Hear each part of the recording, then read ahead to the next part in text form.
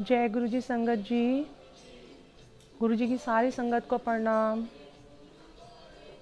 शुक्राना मेरे प्यारे प्यारे गुरु जी, आज फिर आपने मुझे एक मौका दिया कि मैं आप लोगों के सामने अपने प्यारे प्यारे गुरु जी का, अपने साईं बाबा का गुणगान कर सकूं। जय गुरु जी। संगत जी, अगर आप प्लीज़ सुन सकते हैं तो मुझे एक बार जय गुरु जी लिख दो। मेरी आंटी का फ़ोन आ रहा है, एक minute. Anjali aunty, Devendra uncle, आपको थैंक यू सो मच।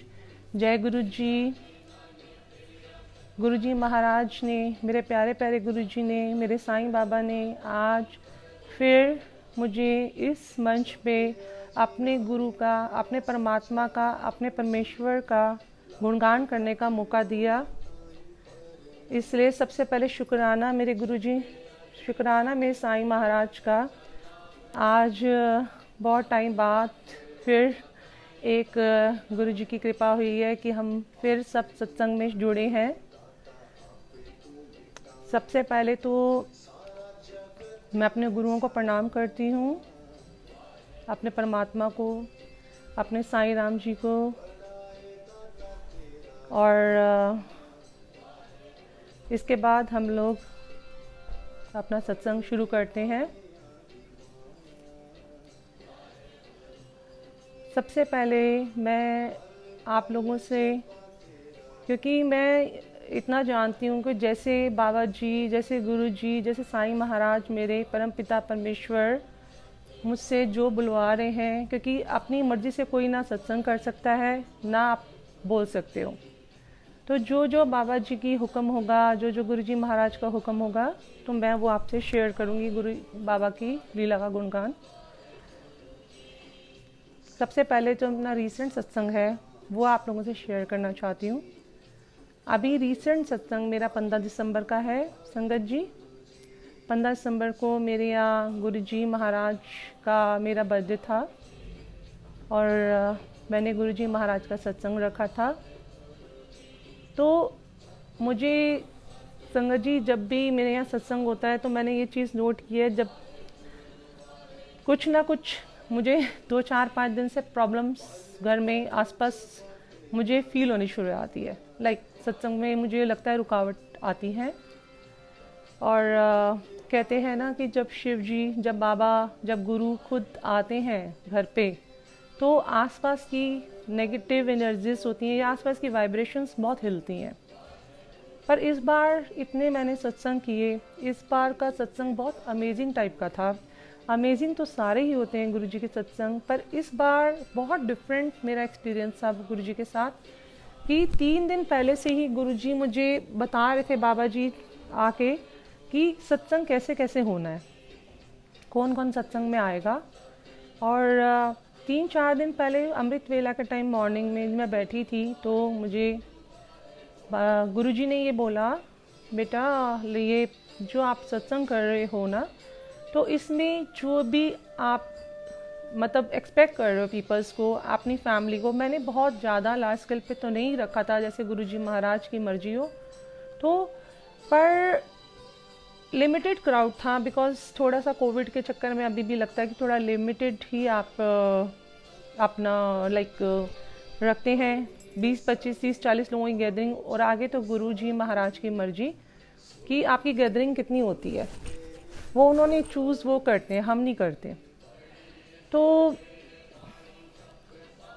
इस बार मुझे गुरुजी महाराज ने ये बोला कि पहले ही बता दिया कि बेटा आप जिसको अपनी फैमिली में, आपकी फैमिली मेम्बर्स में से जो काफ़ी लोग नहीं आएंगे आपके, और इस बार वो लोग आएंगे जो आपने सोचे भी नहीं होंगे, आपने बिल्कुल अलग लोग होंगे, आपने नाराज़ नहीं होना किसी से। मुझे गुरुजी की बात समझ नहीं आई, ये 3-4-5 दिन पहले की बात थी, 15 दिसंबर से, और मेरी तबीयत भी काफ़ी ख़राब हो रही थी। मुझे ऐसा लगा था मैं सत्संग ही नहीं कर पाऊँगी, मतलब जिस हिसाब से हर चीज़, कि 3-4 दिन पहले होता है कि आपके यहाँ सत्संग हो तो आपको सब चीज़ों का ध्यान रखना पड़ता है। आप दिल्ली में रहते हो तो आपको पार्किंग का भी देखना पड़ता है, बाहर से गाड़ियाँ आएंगी, तो मेरा ड्राइवर भी पता नहीं, कहते हैं ना गुरुजी की इच्छा के बिना तो पत्ता भी नहीं हिलता, 3 दिन पहले ड्राइवर भी चला गया, मेड भी तंग कर रही है, सिचुएशंस भी ऐसे हो रही हैं। चलो गुरुजी महाराज की मर्जी। फिर मेरा जो सत्संग है सारा का सारा मेरे बड़े मंदिर में सेवादार है राकेश अंकल, और वो मेरे जीजा जी भी हैं, और वो ही बहुत अच्छे से मतलब हैंडल करते हैं, क्योंकि हमें पता ही नहीं होता। मुझे ऐसा लगता है मैं बैठ जाती हूँ, वो इतनी ब्यूटीफुल तरीके से सारा सत्संग करवाते हैं, पता ही नहीं चलता। तो गुरुजी ने मुझे ये बोला 3 दिन पहले आके कि वो भी बाद में आएगा, वो भी नहीं आएगा, क्योंकि बड़े मंदिर में 6 बजे मीटिंग होगी, तो बड़े मंदिर के सेवादार भी नहीं आएंगे, क्योंकि बड़े मंदिर से और गुरु संगत से काफ़ी सेवादार आ जाते हैं। तो मेरे को लगा बड़े मंदिर से भी सेवादार नहीं आएंगे तो फिर कौन करेगा। मेरे को लगा मैं भी सेवा में लग जाऊंगी, तो थोड़ा सा काफ़ी कभी 30, 40, 50 लोगों की गैदरिंग घर में होती है ना, तो संगत जी आपको बड़ा, क्योंकि गुरु जी के यहाँ डिसिप्लिन बहुत ज़रूरी होता है, हर चीज़ बड़े डिसिप्लिन से होती है।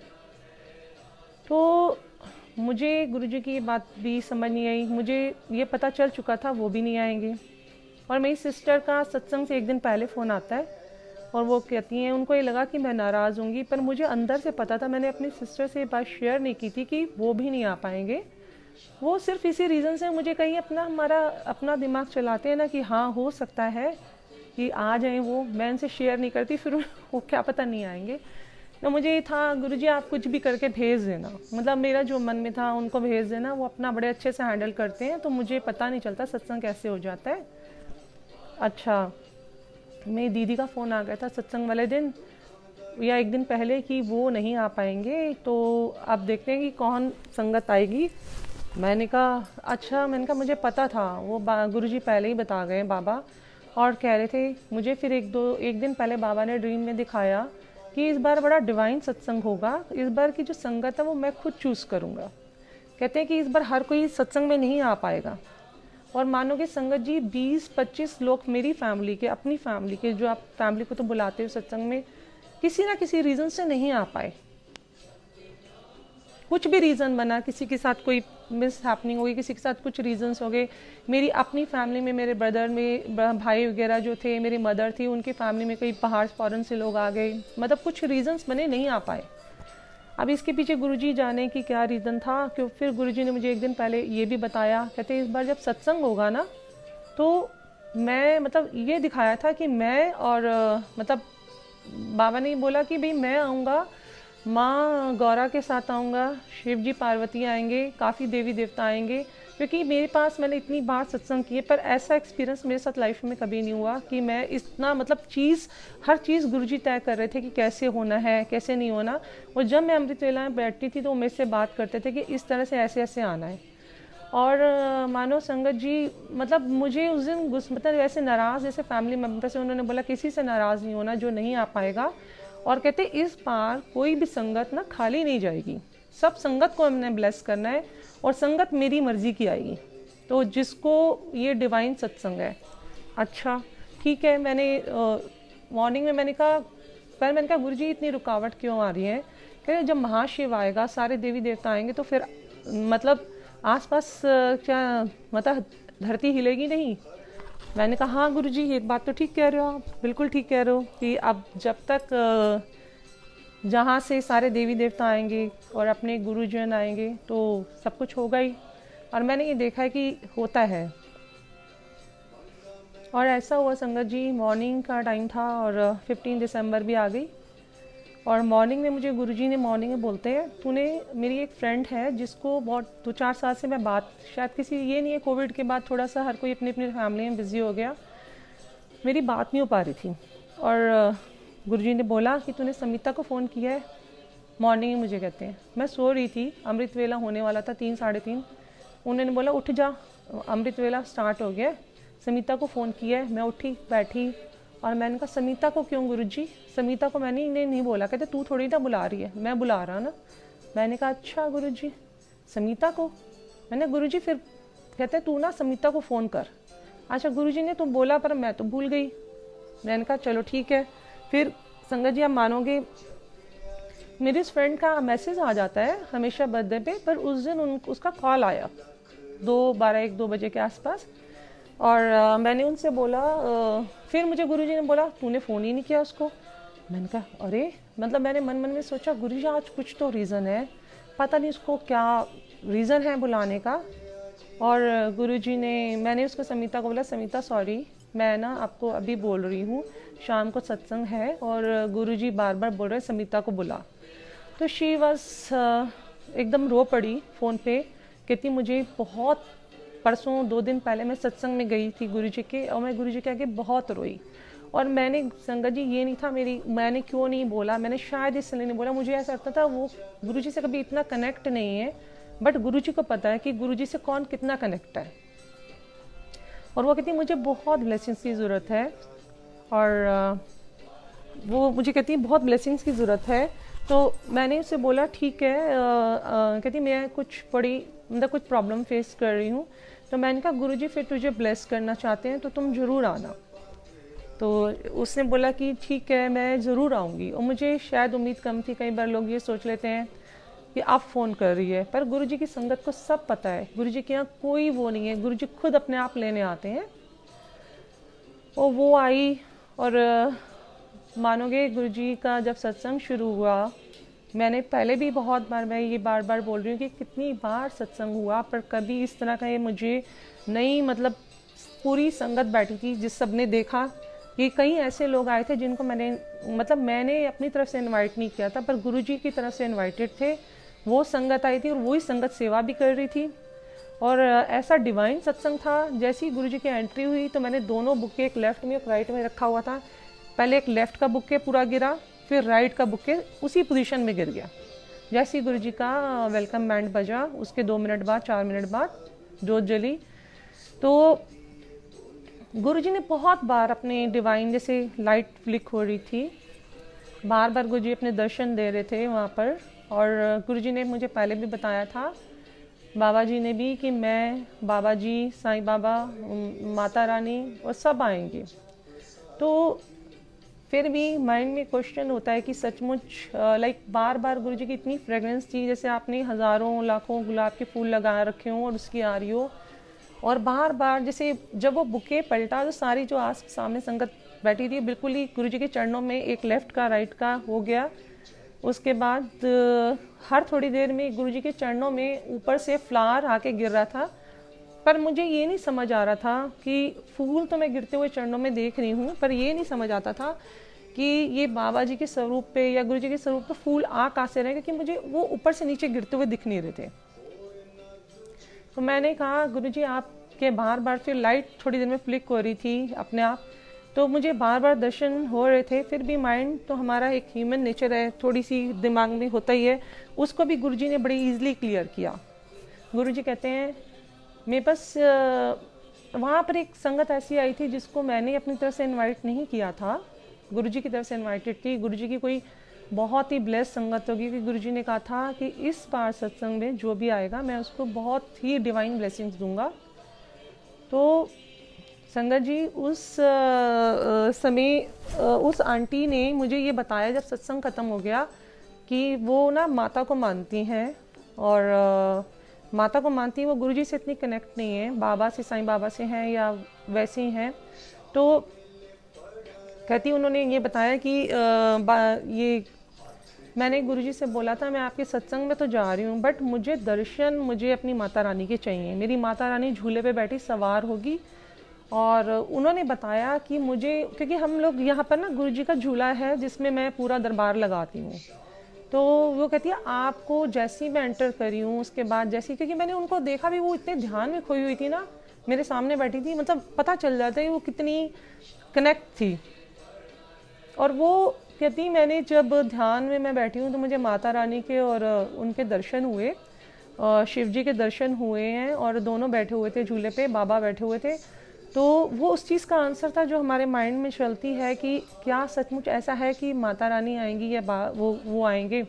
और कहते वो झूले में झूल रही थी। तो उसके बाद एक मेरी बिटिया है, उसकी फ्रेंड है, वो भी मेरी बिटिया ही है, उसने भी मुझे बताया कि मासी यहाँ पर ना अभी मैं ध्यान में बैठी हूँ तो माता रानी और शिव जी भगवान दोनों बैठे और यहाँ घूम रहे थे। तो ये दोनों ने अलग अलग बताया, सिर्फ गुरुजी अपनी वो बताना चाहते थे कि अपनी जैसे हमारे क्वेश्चंस का आंसर देते हैं वो आंसर दे रहे थे। संगत जी ये तो बहुत वो था लाइक एक्सपीरियंस, उस दिन बड़े सारे एक्सपीरियंस हुए। एक मेरी फ्रेंड थी, वो स्विट्ज़रलैंड से आए हुए थे, उनकी मैरिज फॉरेनर हैं स्विस के, उनसे हो रखी है।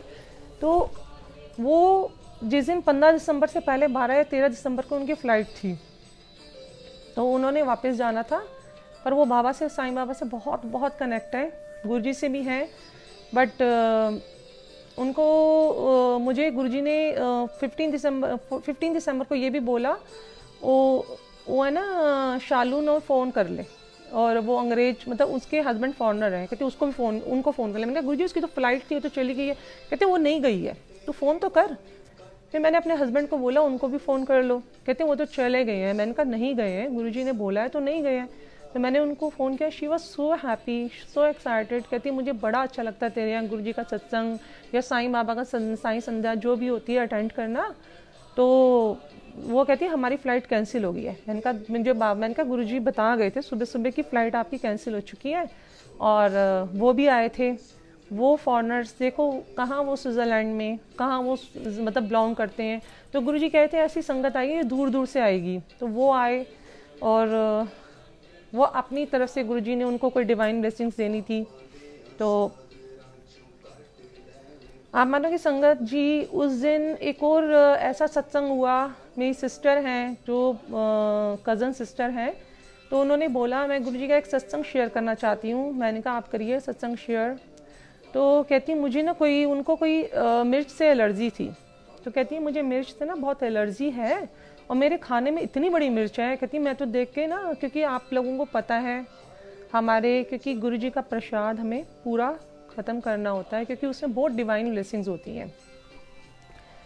तो उन्होंने बोला कि सीमा मेरे को इतनी बड़ी हरी मिर्च आई है, बट कहती जब मैंने देखा तो मैं डर गई कि मुझे प्रसाद तो पूरा ख़त्म करना पड़ेगा, क्योंकि गुरुजी की सारी ब्लेसिंग्स उस प्रसाद में होती हैं। जब हम कहते हैं ना छोड़ देते हैं प्रसाद को, तो अपनी कितनी सारी ब्लेसिंग्स हमारी वहीं रह जाती हैं। गुरुजी भी कहते थे ना अपना प्रसाद पूरा खा लेता तो पूरा ठीक हो जाता। तो कहते हैं ना गुरुजी का प्रसाद नहीं है, वो डिवाइन अमृत होता है हमारे लिए। और कहती है मैं लोगों के सत्संग सुनती थी, पर मेरे साथ सत्संग कभी हुआ नहीं। मैंने कहा अच्छा अब क्या हुआ आपके साथ सत्संग? कहती है जब मैंने वो मिर्च खाई है ना, तो वो मिर्च ना शहद से भी मीठी। कहती है एक होती है कड़वी नहीं थी, एक होती है शहद से भी मीठी। तो ये मेरी दीदी ने मुझे बताया। कहती इतना बड़ा मिरेकल, कहती मतलब मेरे उनकी में आंखें भर आई बताते बताते। और मैंने कहा जय गुरुजी, मतलब आप सबके साथ सत्संग करते हैं, वो डिवाइन था उस दिन ही।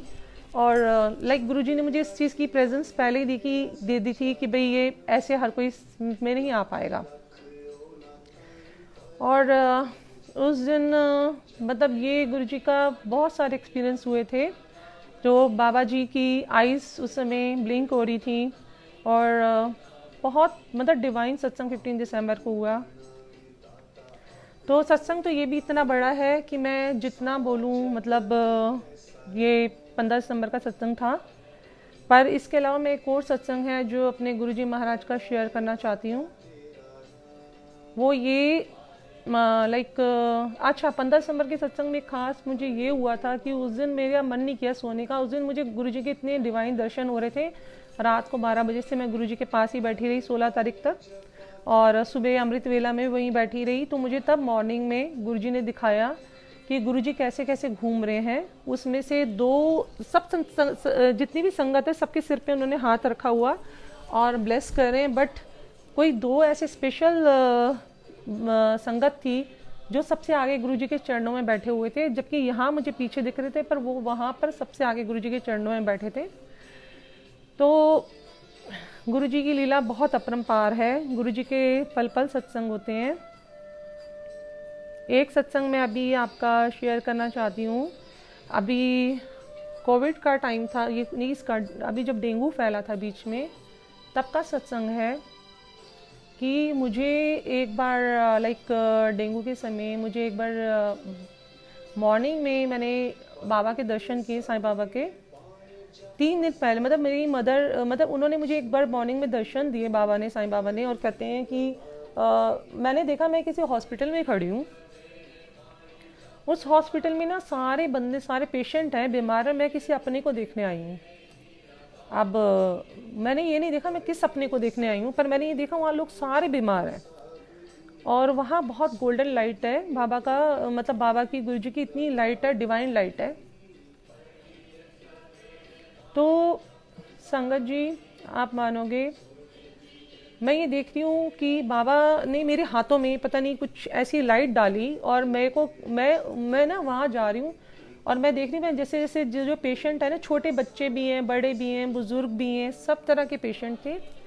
और मैं ये देख रही हूँ जैसे जैसे मैं आगे बढ़ रही हूँ और मैं जिस जिस के मतलब बेड के पास से जा रही हूँ, तो बाबा के थ्रू, मतलब गुरुजी के स्वरूप के थ्रू, बाबा के थ्रू वो लाइट मेरी बॉडी में ट्रांसफ़र हो रही है और वहाँ से वो लाइट वहाँ जा रही है। और मैं बाबा का जैसे ओम शिरडी वासाय विद्मे सच्चिदानंदाय धीमी तनोसाय प्रचोदत, ये मंत्र कर रही हूँ और साथ साथ मंत्र जाप भी चल रहा है वहाँ पर। अच्छा, मैंने देखा कि जहाँ जहाँ मैं ये बेड के पास से जा रही हूँ, वो पेशेंट ना जाता जा रहा है बाहर, वो आईसीयू था, मतलब वो आईसीयू से बाहर जा रहा है ठीक होके। तो मैं ना परेशान हो गई, संगत जी ये क्या होने वाला है, आप ऐसी कौन सी चीज़ देख ली है, कौन है इतना इतना बीमार है कि मुझे ऐसी जगह पे हॉस्पिटल में दिखाया। तो मैं अंदर से थोड़ा सा डर बैठ जाता है, क्योंकि मुझे थोड़ा सा मेडिटेशन करती हूँ तो कुछ चीज़ें जैसे दिखती हैं तो बड़ा अंदर से एक डर लगता है। तो समझ तो गई कुछ होने वाला है। उसके 3 दिन बाद संगत जी मेरी ना मम्मी की तबीयत काफ़ी ख़राब हो गई। मेरी भाभी का फ़ोन आया छोटी, तो शी वाज, मतलब वो बिल्कुल फेंट हो गई हैं और उनकी हालत काफ़ी ख़राब है। और संगत जी हम लोग भागे कि उनको डेंगू तो था ही, हमें पता था, हो सकता है प्लेटलेट्स इतने डाउन हो गए कि मुझे उस समय सिचुएशन हमें नहीं समझ आई। और जब हम गए तो वो देखा फेंट हो गए थे मम्मी ना, काफ़ी क्रिटिकल हो गए थे और आईसीयू में एडमिट थे। और तब बाबा जी ने ये मुझे दर्शन में दिखाया तो मुझे याद आ गया कि मैं हॉस्पिटल में खड़ी थी और जब मैं अपनी मम्मा से मिलने गई ना, तो संगत जी मैंने ये देखा कि वहाँ ना एक साथ वाले बेड पे ना एक वो थे, पेशेंट थे, जो ना अंकल थे थोड़े से, इतने ओल्ड भी नहीं थे, पर वो इतना साउंड कर रहे थे, मतलब जितना कराह रहे थे। बच्चे थे, बूढ़े थे, आसपास सब थे, आईसीयू था। और मम्मी बिल्कुल ही होश में नहीं थी, पर मम्मी हल्का सा होश आता, मम्मी को ऐसे आवाज़ सुनाई देती अलग अलग से, तो वो परेशान हो जाते, ये क्यों चिल्ला रहा है वो, मतलब कुछ वो बोलते नहीं थे, पर मम्मी ऐसे बोल रहे थे। मम्मी को ना बहुत वो लग रहा था, मतलब परेशान हो रहे थे वो वॉइस सुन के। उस वॉइस से तो मैं भी परेशान हो रही थी कि मुझे लगा कि ये तो कितना डिस्टर्बिंग, आईसीयू कैसा है, इसमें तो कितनी डिस्टर्बेंस है और ये लोग इतना साउंड कर रहे हैं, तो इनका बेड कहीं और क्यों नहीं कर देते। वो संगत जी मानोगे, मैं सिस्टर के पास गई और मैंने उनसे बोला, सिस्टर आप ना इनका, वो देखो कितने परेशान हो रहे हैं और पेशेंट भी, आप इनका बेड कहीं और क्यों नहीं कर देते हो। तो सिस्टर ने संगत जी मुझे इतना बोला कि क्या ऐसे कभी कोई जानबूझ के करता है, आप ये बताओ कितनी परेशान है, कितनी ही मुश्किल में है, कितनी तकलीफ़ में, आपको उनकी तकलीफ़ समझ आ रही है। और संगत जी मुझे इतना अपने पे गुस्सा आया, मेरे को इतना बुरा लगा, मैंने कहा मैंने क्या बोल दिया। मैंने कहा हाँ ये बात तो है, मैंने कहा कितने दर्द में, कितनी तकलीफ़ में है, इस चीज़ को क्या मैंने खुद किया, मैं अपने पेरेंट्स को लेकर कितनी पॉजिटिव हो रही हूँ। और संगत जी मैं अपना वहीं खड़ी हो गई उस अंकल के आगे और मैंने अपना मंत्र जाप शुरू कर दिया, बाबा का नाम लेना शुरू कर दिया। और मैं ना 10 मिनट तक 5-7 मिनट करती रही और मैं भूल गई। फिर मुझे ये समझ आया कि बाबा गुरुजी ने मुझे सेवा बख्शी थी 3 दिन पहले सपने में कि तुझे वहाँ मंत्र जाप करना है या बाबा का जाप, जो भी आपको लगे वो वहीं करना है। तो मैंने वहाँ कोने में बैठ गई और मैं अपना मंत्र जाप जो करती थी वो करने लग गई। ये एक्चुअल की बात है, ड्रीम की नहीं है इसलिए। और संगत जी मैं वहाँ से आके फिर अपनी मम्मी के पास वापस खड़ी हो गई। फिर मैंने थोड़ी देर बाद देखा, मैं तो ये बात भूल गई, वो अंकल वो कहती सुबह 4 o'clock से वो ऐसे ही मतलब साउंड कर रहे हैं, चिल्ला रहे हैं, करहा रहे हैं, तड़प रहे हैं, जैसे वो एक रात से सोए नहीं हैं। और संगत जी आप मानेंगे नहीं, मैं इस बात को तो भूल गई कि वो अंकल कितने परेशानी में है। और मेरे को 1 घंटे 2 घंटे बाद मेरे को रियलाइज़ हुआ कि वो वॉइस जो आ रही थी वो नहीं आ रही है। और मैंने फिर वहाँ जाके देखा वो अंकल तो मतलब आराम से सोए हुए हैं। तो सिस्टर को मैंने बोला, कहते पता नहीं आज 1.5-2 दिन हो गए इनको जागते हुए, आज ये अभी कैसे आराम से सो गए हैं। मैंने जय गुरु जी किया, शुक्राना किया। मैंने कहा रब जी आपका नहीं पता आप किस संगत के थ्रू, किससे थ्रू क्या मतलब किसको ब्लेस कर रहे हो। तो कहते हैं ना अरदास में बड़ी शक्ति होती है, अरदास करो, सबके लिए करो। और कहते हैं परमात्मा जब आप दूसरे के लिए अरदास करते हो ना, तो आपकी परमात्मा हर आपकी बिना मांगे ही आपको देते हैं, क्योंकि अपने लिए तो हर कोई ही करता है। और उसी समय मुझे याद आया कि मुझे किस लिए मेरे बाबा जी ने भेजा है। तो मेरे को फिर मैंने अपना जाके वहीं पर ही 2 दिन 3 दिन आई, तो मैंने ये देखा जितने मैं आसपास पेशेंट देख रही हूँ, अगले दिन मुझे सामने बच्चे थे वो नहीं दिखे। मैंने पूछा वो कहाँ चले गए, कहते वो ठीक हो गए, उनको नॉर्मल रूम में शिफ्ट कर दिया। ठीक है। वो अंकल का मैंने पूछा, कहते वो नॉर्मल रूम में शिफ्ट हो गए। ऐसे करते करते काफ़ी पेशेंट थे, वो आईसीयू खाली सा हो गया 2-3 दिन के अंदर। और ये देखा मैंने 2-3 दिन में मेरी मदर भी काफ़ी मतलब ठीक हो गई और नॉर्मल रूम में शिफ्ट हो गई, जो बहुत क्रिटिकल थी, जो 2 दिन से बिल्कुल ही फेंट ही पड़ी थी। और संगत जी जब मैंने एक और चीज़ नोटिस की, कुछ ना कुछ मम्मी पे आया होगा संकट मेरी भी, क्योंकि मम्मी जब बेहोशी में बोल रही थी ये ना मुझे बिल्लियाँ जो है ना मुझे नोच रही हैं, मुझे छोड़ेंगी नहीं। मैंने कहा बिल्लियाँ कहाँ से आ गई। तो मुझे ना अंदर से बड़ा टेंशन हुई। मैं ना वहाँ पर बाबा जी के मंदिर गई। वहाँ पर 16 सेक्टर में मम्मी के फरीदाबाद में मंदिर है, टेम्पल, वो साईं बाबा का मंदिर में जाके मैं बैठ गई और मैंने बाबा से अरदास करी बाबा से। और मैंने देखा इतने बड़े टेम्पल के अंदर कभी भी कैट नहीं आ सकती, इम्पॉसिबल है। और मैंने देखा बाबा के मंदिर के आगे से ना, एक मंदिर की मूर्ति के आगे से एक ब्लैक कलर की कैट मुझसे डरते हुए भाग रही है, मेरे को भाग ही जा रही है। और मैं पंडित जी को बोल रही थी, पंडित जी ये मतलब बिल्ली कहाँ से आ गई। कह रहे बिल्ली कहाँ है बिल्ली, वो मुझसे डर के मतलब भाग गई। और संगत जी उसके बाद मुझे जैसे बाबा ने बोला, मतलब ब्लैक कलर का धागा जो मुझे, जैसे बैठी मैं प्रेयर कर रही थी तो उन्होंने धागा दिया और जो मैंने मम्मी के पैर पे बांधा, राइट। और वो 2 दिन में मम्मी घर आ गई, जैसे बाबा ने दोबारा लाइफ मेरी मम्मा को ब्लेस की। तो ऐसे ही हमारे परमपिता दयालु, इतने दयालु हैं, इतने मतलब काइंड हैं, क्योंकि उन्होंने बहुत सारे लोगों का कल्याण करना था। बाबा जी ने बहुत सारे लोगों को ब्लेस करना था, तो इसलिए हो सकता है उस जगह पे मुझे भेजा हो कि वहाँ पर जितने लोग थे वो ब्लेस हुए, क्योंकि ब्लेस तो हुए। मैंने पूछा था तो वो पता चला सभी नॉर्मल उसमें आए हैं, क्योंकि उस समय डेंगू की सिचुएशन भी इतनी क्रिटिकल थी संगत जी कि आपको ये नहीं मतलब बता सकते थे कि इंसान बचेगा। मतलब वहाँ पर इतनी यंग डेथ, मतलब उस हॉस्पिटल के नीचे जब आए थे हम लोग एंटर कर रहे थे तो हालात बहुत ख़राब हो रखे थे, जैसे कोविड के टाइम पे थे। तो ये सोचो आज के कलयुग में भी परमपिता परमेश्वर, हमारे परमात्मा, हमारे गुरु हमारे साथ पल पल हैं। और मैं तो ये अपनी डेली लाइफ में एक्सपीरियंस करती हूँ कि अगर हमारे गुरु ना होते, अगर जिसके पास सच्चा अपना गुरु नहीं है ना, तो आप जितने वेद पढ़ लो, जितने भी पाठ कर लो, जितने भी, मैं कहती हूँ जितने भी ग्रंथ कर लो, पाठ कर लो, तो उसके बिना हमारी गति नहीं है। वही 84 लाख योनियों से जो बचा सकता है ना, हमें सच्चा गुरु ही बचा सकता है। और गुरु को क्या चाहिए होता है संगत जी, सिर्फ पेशेंस, श्रद्धा, सबूरी, जो बाबा कहते थे, गुरु जी बोलते हैं फुल सरेंडर। आप उन पे सब कुछ छोड़ दो, डायरेक्ट कनेक्शन। मैं अभी भी मेरे को ये देखती हूँ, मेरे अभी बाबा के ग्रुप में और साईं बाबा का अलग से ग्रुप बना हुआ है हमारा गुरु जी का, तो उसमें काफ़ी लोग हैं जो उनको लगता है कि शायद इससे ये प्रे करेगी तो हमें जल्दी लगेगी। ऐसा नहीं होता। हाँ, अरदास में बहुत शक्ति होती है, बट अपना कनेक्शन डायरेक्ट रखो। जितनी जल्दी मतलब आपको डायरेक्ट आपको ब्लेसिंग्स मिलेंगी ना, आपको दूसरे के थ्रू कभी भी नहीं मिल सकती।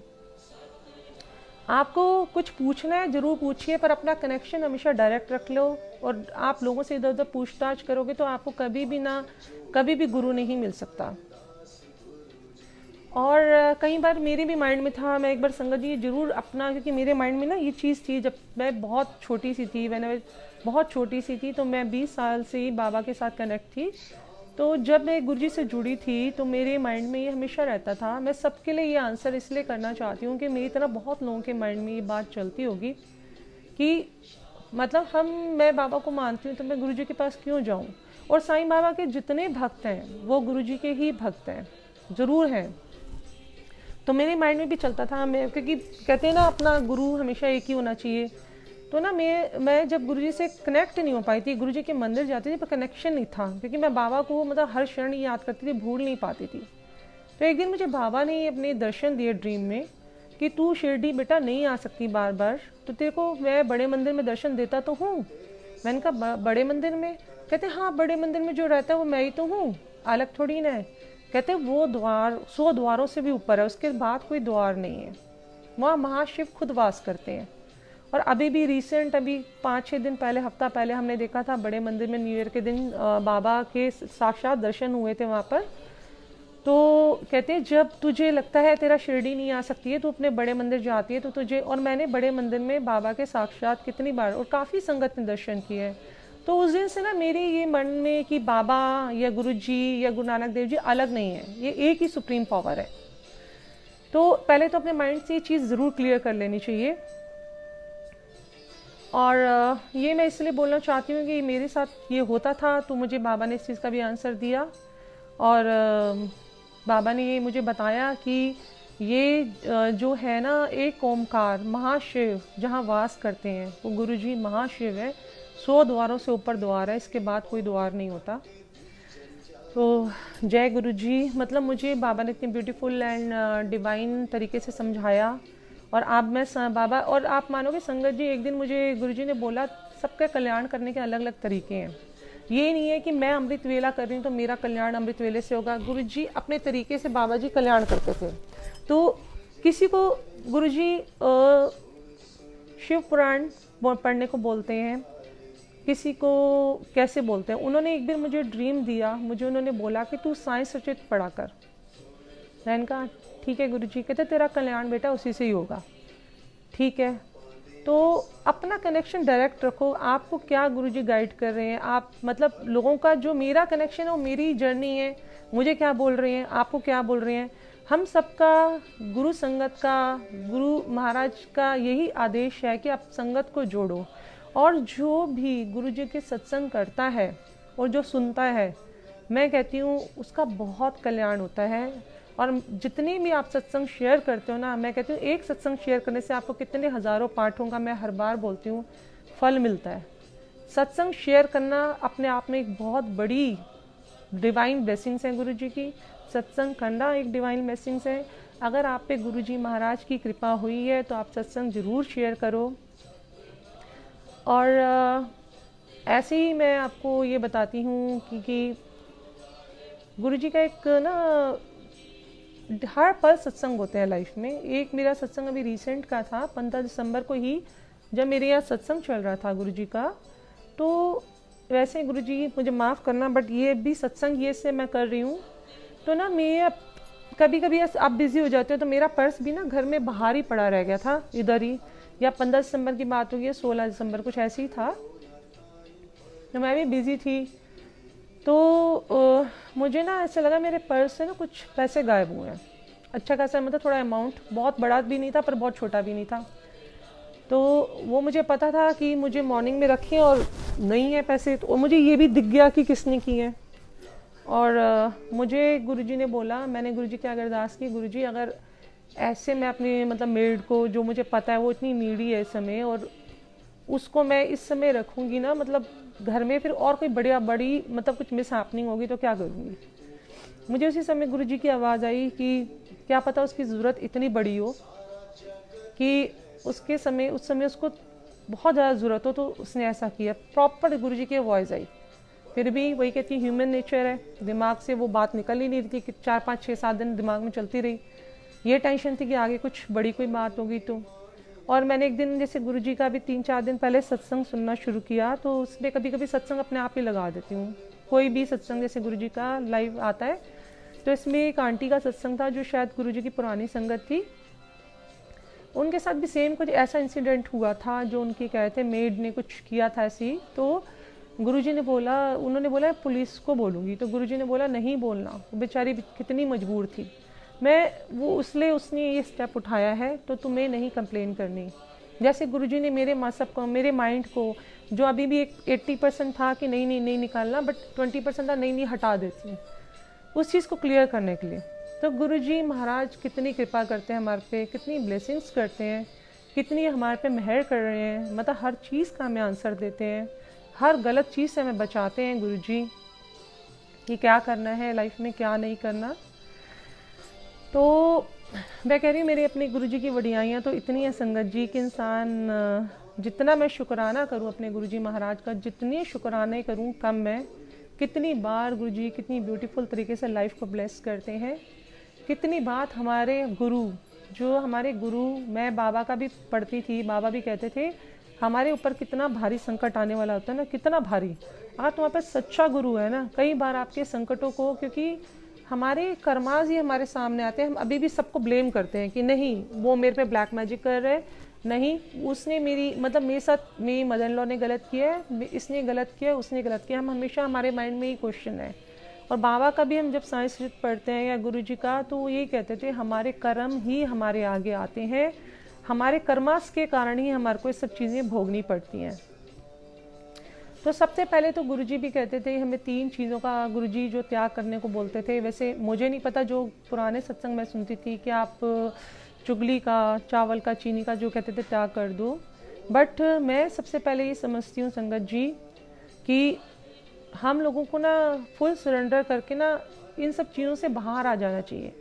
अगर आप सच्चे गुरु की शरण में हो तो आपके साथ गलत तो कभी हो ही नहीं सकता। और हमारे गुरु हमारे ऊपर संकट आने से पहले ही कैसे उसका पहले ही सल्यूशन सपने में ही काट देते हैं। मेरे साथ तो बहुत बार हुआ है गुरुजी, इसलिए मैं आपको प्रणाम करती हूँ। और इस बार फिर 25 दिसंबर की बात है संगत जी, 25 दिसंबर के दिन मॉर्निंग में मैंने गुरुजी का ड्रीम देखा। मैंने मॉर्निंग में ये अभी रिसेंट का है, इससे मुझे डेट भी याद है कि मैंने लिखी है डेट। 25 दिसंबर को मॉर्निंग में मैंने ये ड्रीम लिया कि मैंने ये देखा कि मेरे 10 इयर्स बाद का, कि मेरे बच्चे अभी ऐसे 14-15 के 10 इयर्स बाद का देखा। और कि बच्चे 10 इयर्स बाद एग्जैक्ट 25 दिसंबर के अगले पूरे 10 साल बाद मुझे ऐसे दिखाया गुरुजी ने कि 10 साल मुझे बोला प्रॉपर। ये सपना भी नहीं था, क्योंकि प्रॉपर जो मुझे चीज़ विज़न में दिखती है ना, मैं उससे तो बहुत डर लगता है। जो मुझे प्रॉपर दिख रही थी कि एग्जैक्ट 10 इयर्स बाद तेरे पास लाइफ नहीं है, तेरे पास 10 साल हैं, तो 10 साल में तू अपने बच्चों का जो भी मतलब डिसाइड करना है तो बच्चों का ध्यान कर ले।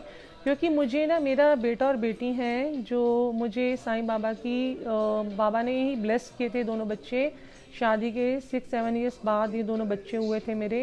और ये सभी को मैंने ये सत्संग अपना शेयर किया हुआ है कि बाबा ने कैसे मेरे को आके 2 नारियल मेरी गोद में डाले थे और मुझे कैसे डिवाइन ब्लेसिंग्स दी थी। और उस समय भी मैं होप खो चुकी थी, तो मुझे कभी कि मेरे पास कभी बच्चे होंगे, बट उन्होंने मुझे दोनों बेटा बेटी दोनों जोड़ा इकट्ठा दिया था। और अब मैंने ये देखा कि 25 दिसंबर को अभी 10 साल बाद मैं जा रही हूँ और बच्चे इतने हैं यंग कि पर अभी सेटल नहीं है। लाइव देखा मैंने अपने आप को जाते हुए भी। और मैं देखा मेरा बेटा बेटी दोनों खड़े हैं, हस्बैंड खड़े हैं, और मैं ना आराम से मतलब जा रही हूँ। मेरी बच्चे अभी अनमैरिड हैं, दोनों सेटल भी नहीं है। और उसी 25 दिसंबर को मैंने 3:30 देखा होगा, 4 o'clock। और संगत जी मुझे ना अंदर से बड़ा ही डर इन द सेंस कि मैंने कहा गुरुजी ऐसे मत करो। अभी तुम मतलब उठ के बैठी, थोड़ा सा मेरी आंखें भर आई, दिल भर आया, क्योंकि सपना भी देखती अलग था, सपने से भी ज़्यादा डीप में जैसे अपने आप को जाते हुए भी देख रही हूँ, सब देख रही हूँ। और मैं अंदर से ना घबरा गई संगत जी, बहुत घबराई। मतलब मैंने कहा एक ह्यूमन नेचर है, मेरे पास इतना भी कम टाइम रह गया है, अभी तो मैंने देखा ही क्या है। मतलब इतनी मुश्किल से मैंने मांग के बच्चे लिए हैं ये, और अब मैं इनको सेटल भी नहीं कर पाऊंगी। मतलब इनको मैं खुद मतलब होता है ना एक माँ का, सबका ये होता है कि अपनी सब दिन माँ बाप की ज़रूरत होती है, पर एक माँ बेटी के साथ इतनी अटैच होती है कि उसको लगता है कि इस समय मेरी अपनी बेटी की शादी खुद कर दूँ, अपने बच्चों की शादी खुद करूँ, ब्लेस करूँ। खैर किसी को अपने पल का भी नहीं पता, पर हम लोग तो अपनी ह्यूमन नेचर के हिसाब से सोचते हैं ना। तो मतलब मैं बहुत उदास हुई और मैं बाबा के पास, साईं बाबा के पास खड़ी हुई। मैंने कहा बाबा ये तो आपने दिया है ना, पर आपने इतना तो ब्लेस, इतनी लाइफ तो देनी चाहिए ना कि जो मैं अपने बच्चे, बहुत मत दो लाइफ मुझे, पर इतनी दो कि इन दोनों की शादी वादी हो जाए, सेट हो जाए। अभी तो मतलब छोटी एज है, इतनी छोटी एज में क्यों मुझे बुला रहे हो ऊपर जो मैंने बोला मुझे, कि मुझे अपने आप, मुझे पता है मेरी अपनी इससे टेलीपैथी से ड्रीम से मुझे अपने आप में ही डर लगता है। तो संगत जी चीज़ अपनी बस में नहीं होती, पर मुझे अभी से अपनी आगे की प्लानिंग स्टार्ट कर दी। 3:30 बैठ के 4 o'clock तक रोना धोना किया, फिर प्लानिंग स्टार्ट कर दी, ये वो ऐसे वैसे, और बच्चों की तरफ उठी हूँ, कमरे में घूमी हूँ, बच्चों को देख के आई हूँ। फिर लाइक एक अंदर से गंदी सी फीलिंग सी, जैसे नहीं अब इतना मतलब दिमाग तो ये नहीं पता कि आपको अपने कल का भरोसा क्या है। अभी तो तुम्हारे को भगवान ने 10 साल तो बता दिए, पर हमें कल का भी क्या भरोसा है। और संगत जी मैंने फिर क्या किया, मुंह धोया, मेरा अमृत वेला भी मुझे मन ही नहीं किया करने का। मैंने कहा ये आपने क्या किया है, मैंने कहा मुझे नहीं करना पाठ वाठ, मैं जा रही हूँ सोने। मतलब गुस्सा हो गई मैंने कहा जीसस क्राइस्ट को, मैंने कहा ये आपने बड़ा अच्छा आज मुझे गिफ्ट दिया। पता नहीं क्या मुझे आया, हाफ एन आवर थोड़ा सा मंत्र जाप किया और सो गई मैं। जब मैं सो गई हूँ 4 o'clock, फिर मुझे उनके गुरुजी की आवाज़ आई, प्रॉपर क्लियर आवाज़। क्या हुआ, मतलब मैं सोई पड़ी हूँ, जागी पड़ी हूँ। मैंने कहा क्या हुआ, कहते दे देते। मतलब उन्होंने मुझे एग्जैक्ट डेट बता दी कि इस इतने साल दिए, मतलब तू तो इतने के लिए रो रही है। एग्जैक्टली उन्होंने मुझे एज बोल दी कि जा दिए, मतलब इतने ज़्यादा। मैंने कहा गुरुजी इतने तो नहीं मांगे थे, पर आप, इसलिए मैंने ये बताती हूँ कि उन्होंने वो वर्ड बोला है एग्जैक्टली 80 years। मैंने गुरुजी इतने साल तो नहीं, और कहते हैं पूरी आवाज़ आई और मैं उठ के फिर बैठ गई। मैंने कहा ये कौन बोल रहा था, फिर इनका अच्छा, या अभी मैं बाबा के सामने गई तो शायद वही होंगे। और संगत जी फिर भी मेरे माइंड में ना एक दिमाग तो इंसान वाला है, अभी भी मैं अपना सोच रही हूँ कि पता नहीं अभी भी ये सही है कि नहीं है। और फिर जैसे मेरी आदत होती है, इवनिंग हुई, अगला दिन 26 आई, तो इवनिंग में एक सत्संग लगा दिया, पुराना सत्संग गुरु जी का कोई। तो मैंने कहा गुरुजी इसमें सेम वर्ड हुआ ना, एग्जैक्ट यही डेट दी गई 80 years और ये सब दिया गया, तो एग्जैक्टली वो आपने मेरे लिए ही बोला था, फिर मैं समझ जाऊंगी। और मानोगे संगत जी, उन्होंने जिसका सत्संग सुन रही थी ना, उन्होंने किसी आंटी का जिक्र किया कि वो 80 years की थी, वो बहुत डिवाइन सोल थी, उनको गुरुजी की, मतलब ऐसा गुरुजी हर चीज़ का आंसर इमीडिएट देते हैं। और फिर मैंने गुरुजी को बोला तो उन्होंने मुझे दिखाया कि गुरु वो दे सकता है जो आपको कभी भी आपकी कोई भी नहीं, ना माँ दे सकती है, ना बाप दे सकता है, ना आपकी फैमिली दे सकती है, ना आपकी पत्रियाँ दे सकती हैं। तो कहते हैं सच्चा गुरु ना आपकी किस्मत को रीराइट करता है, दोबारा लिख सकता है। गुरुजी मना करते थे, बाबा मना करते थे कि अपने हाथ मत दिखाओ, मत पंडितों के चक्रों में पढ़ो, मत पत्रियों के चक्कर में पढ़ो। तो मैं भी टैरो रीडिंग करती थी, मैं खुद रेकी की ग्रैंड मास्टर हूँ, टैरो रीडिंग भी करती हूँ, मैंने भी 16-17 कोर्स मैंने पहले भी बताया कर रखे हैं। बट अब सिर्फ गुरुजी का मंत्र जाप, बाबा का मंत्र जाप, मेडिटेशन, नथिंग एल्स। क्योंकि गुरुजी कहते थे कि तू टैरो करती है, उसमें तुम उस एनर्जी में एंटर कर जाते हो ना, वो तो तुम देख लेते हो कि तुम्हें आगे तुम्हारी डेस्टिनी में इतनी मिस हैपनिंग या गलत होने वाला है ये सब, तो आप तो एनर्जी में एंटर कर गए ना।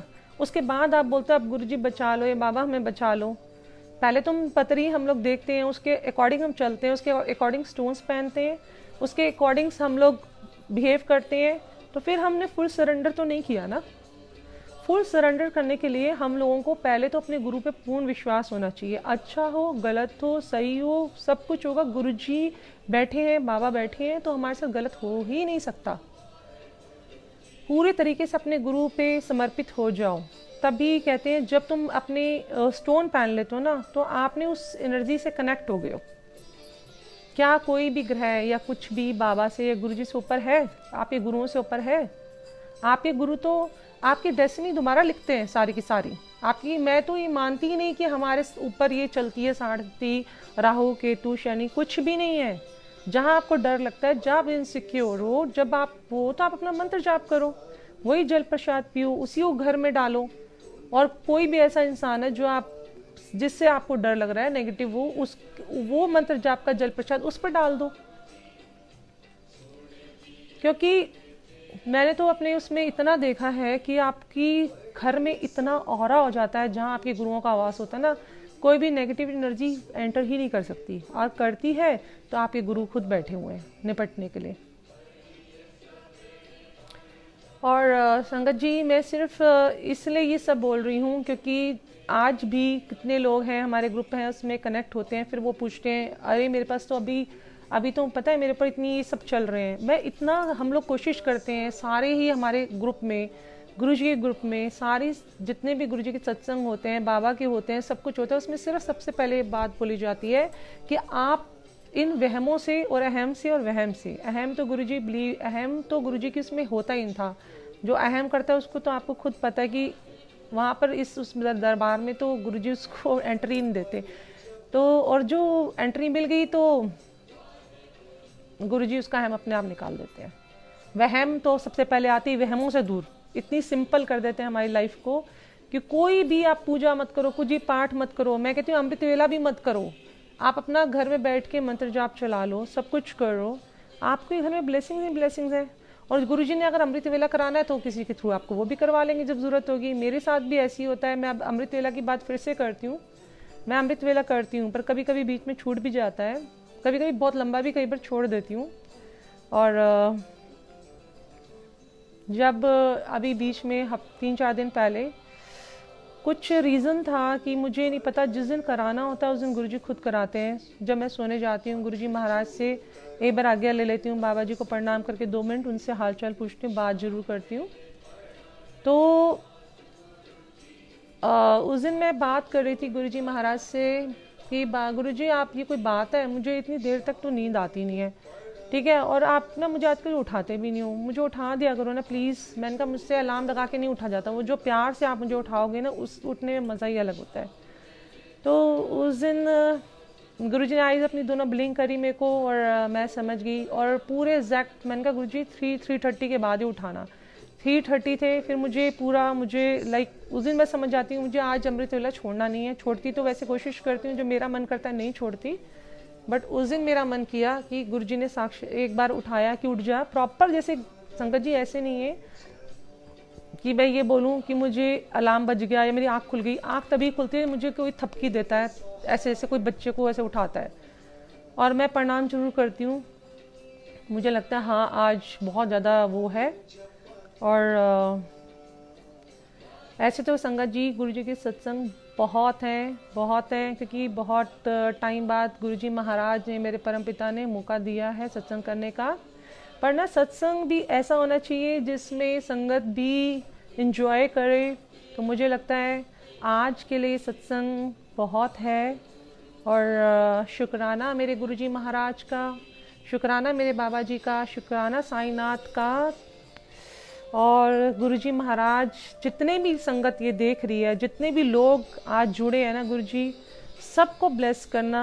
बस संगत जी एक जो चीज़ मुझे बाबा से भी मेडिटेशन में हमेशा दिखती है, और गुरुजी भी हमेशा कहते हैं जब भी आपकी 3-4 बजे आँख खुल जाए तो 5 मिनट के लिए बैठ जाओ। अगर नहीं भी अमृत वेला में जागते तो मंत्र जाप करो और अरदास करो। अरदास पहले अपनी नहीं, पहले उन लोगों के लिए अरदास करना जो आपसे चाहे कनेक्ट भी नहीं है पर आपको कहीं ध्यान में आ जाए।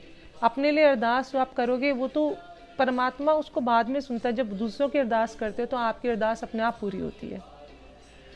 और सबको जय गुरुजी, शुक्राना मेरे प्यारे प्यारे गुरुजी। गुरुजी नाल मोजा ग्रुप का thanks, Anjali aunty, Devendra uncle thank you, शुक्राना मेरे प्यारे प्यारे गुरुजी। जय गुरुजी संगत जी, शुक्राना गुरुजी, शुक्राना बाबा जी, थैंक यू सो मच। कोई भूल हो गई हो संगत जी तो माफ़ कर दीजिएगा। Thank you Baba, thank you संगत जी।